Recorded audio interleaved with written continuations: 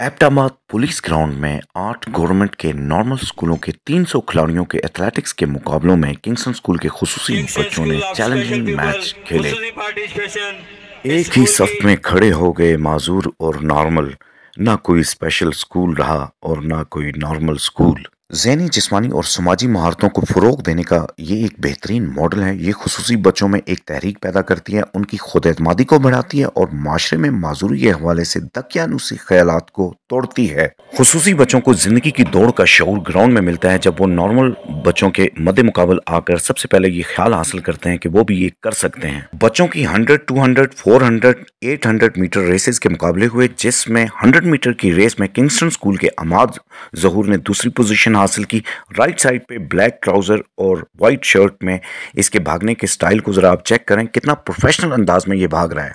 इस तकरीब में उस्ताजा के साथ कमिश्नर हजारा चीफ गेस्ट थे और नॉर्मल बच्चों के मुकाबले में दूसरी पोजीशन हासिल करना बहुत सारे माजूर बच्चों को, उनके उस्ताजा और स्कूलों को ताकत देगी। किंगस्टन स्कूल के अमाद ज़हूर सफेद शर्ट में कमिश्नर हजारा से मेडल वसूल कर रहे हैं और ये मेडल अमाद की खुद एतमादी और हौसले को पहाड़ जैसा बना देगी।